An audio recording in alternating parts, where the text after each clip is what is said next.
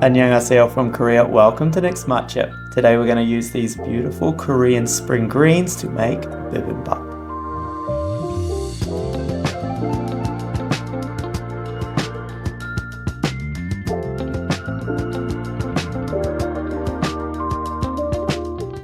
We've got this one, Stonecrop. We've got Minari, beautiful, fresh spinach. And we've even got this spiky guy back again. This is Dureup. Oh, careful of those spikes. Ouch. Yeah. It's a beautiful morning, so let's get started.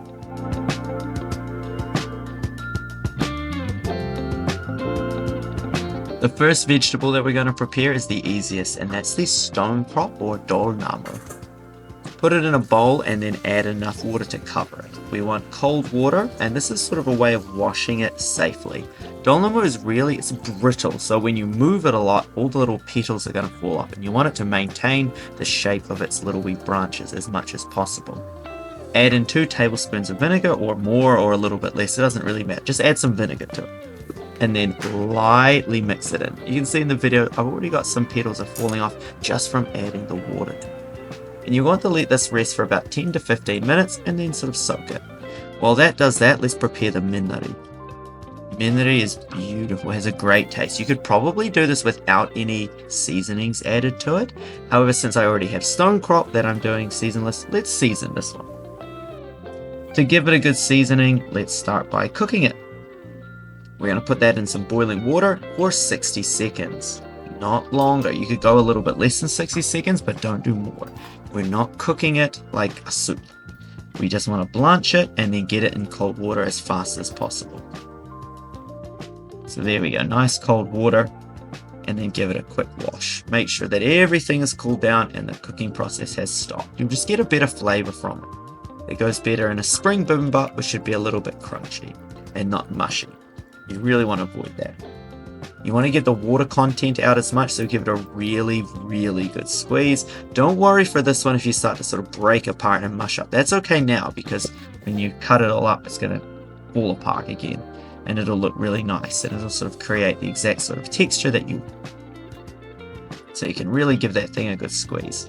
Slice it up, tear it apart here, because when we add the sauces, you want them to mix in. And speaking of the sauces, what do we need? Well, you can see on screen, salt, sesame oil, garlic, and sesame seeds. And then give that a good mix up. As I mentioned earlier, you don't need to season this. You can do it without it. However, since we already have a couple of other dishes that are unseasoned, we may as well season this. It'll taste great, trust me. Good, that's one done. Let's get to the next one. This one was spinach, and this is a typical Korean sort of side dish recipe for this. You could just use this and just make only spinach. However, I'm going to do it like this and then add it to bibimbap. This is also the recipe I use when I'm adding spinach to a normal, sort of more traditional. First, slice these up, get the ends off, get it in a pot and boiling for 60 seconds. Once again, you do not want to boil it for longer than 60 seconds, maybe even a little less than 60 seconds is fine. We're just blanching it, and then we're getting it in the cold. There we go. In the cold water. Beautiful green color for the spinach. I'm really very happy with that spinach. It was a good deal too, not too expensive. And a good squeeze. Once again, we can really squeeze this. It seems like you're ruining it, but we don't want it to hold the shape of those leaves. We actually do want to get all of that water out as much as possible, because you don't want watery bibimbap and you don't want watery spinach. There's not much when you're done, but that's enough for there. So slice that up. If you're making a lot of bibimbap, just use a lot more spinach, or just use as much of everything that you like and have available. If you love spinach, use a lot of it. And then once again, I love garlic, so I'm adding a bit of garlic in there. You could add less than that if you really want. And sesame oil, once again, I love sesame oil, so the more the better. And we give this a mix up. So we have 2 dishes with very similar seasonings there, and that's done on purpose. Even though they have the same seasonings, the taste of the spinach versus the taste of the minari is very distinctive. Here's our Dureup. Now this one's a hard one to get hold of if you're in another country, but in Korea it is very common around springtime. A lot of this on sale, especially this time of year, sort of as we head into sort of that April, May. So get rid of the spiky part. Look at that. Ooh, those spikes. And there's more spikes. We're not done with the spikes. There's little tiny spikes on the outside of these as well. And they're quite soft, but you know, better safe than sorry. Some of them do get a little bit spiky and tough. So get rid of them by running a blade over it. And just keep an eye out for them and give it as good a sort of clean as you can. There's our water. We're going back in there. Now these ones you can do for 90 seconds. The other one's 60 seconds. This, 90 seconds. Because it's a little bit thicker. Those stems are quite fat. If you're actually cooking it in for a proper Dureup meal, you might actually cook that a little bit longer, but we're going to fry the stems up later. So we don't have to worry that because the stems are fatter, that they need more time in the water. Get them in the cold water. It also helps to clean them off a little bit. And then we're going to prepare it. Once again, give this one a squeeze too. Get as much water off as we can. Nice wee squeeze there.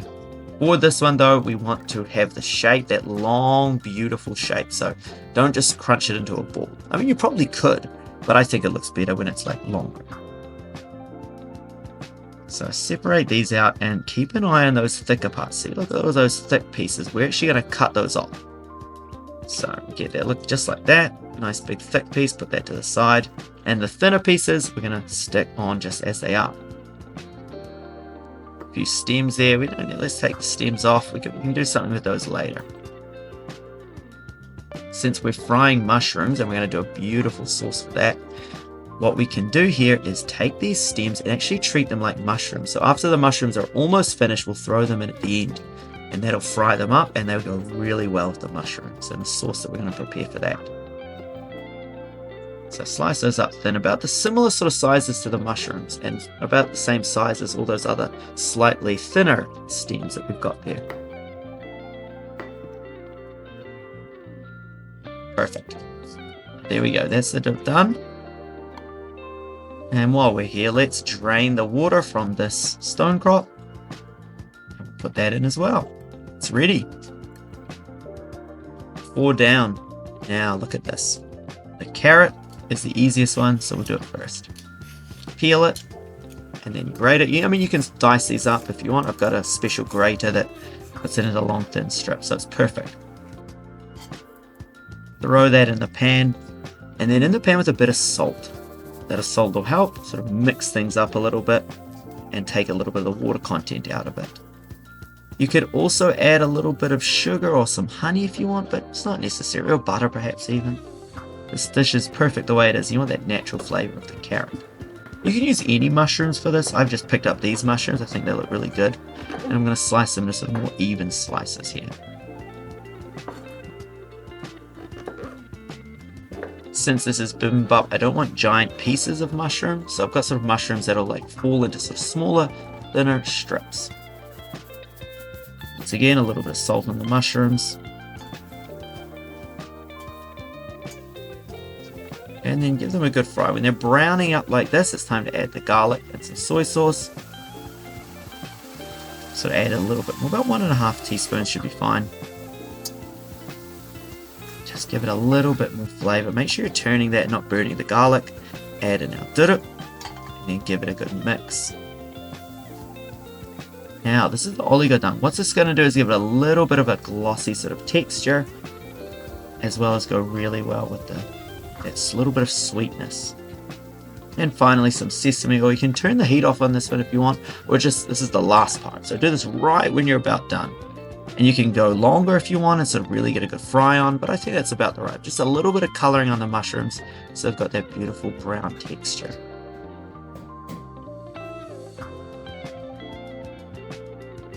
How you set things up is up to you.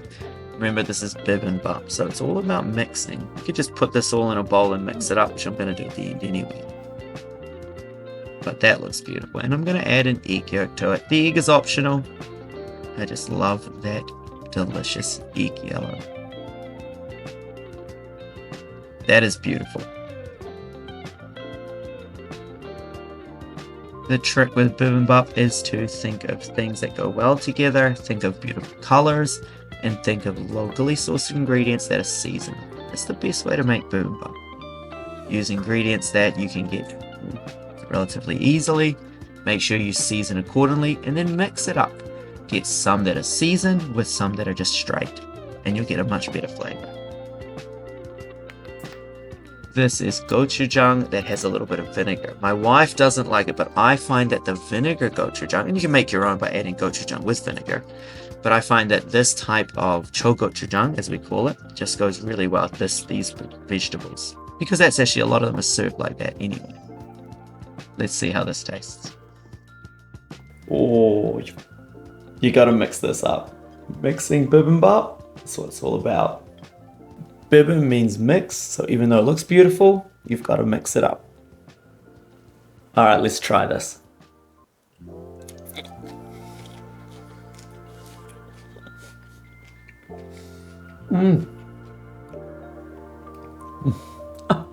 Alright, that's delicious. That's amazing. All these different flavors. And they all go so well together. It's the beauty of bibimbap. That's perfect. That's really something special. I'm going to finish this off. I'm starving. Happy spring. Hope you enjoyed a different style of bibimbap, and definitely one if you're interested in bibimbap, or if you're interested in sort of vegetarian Korean options. This is perfect. Hope you enjoyed the video. Thanks for watching, and 안녕히 계세요. Have a great day.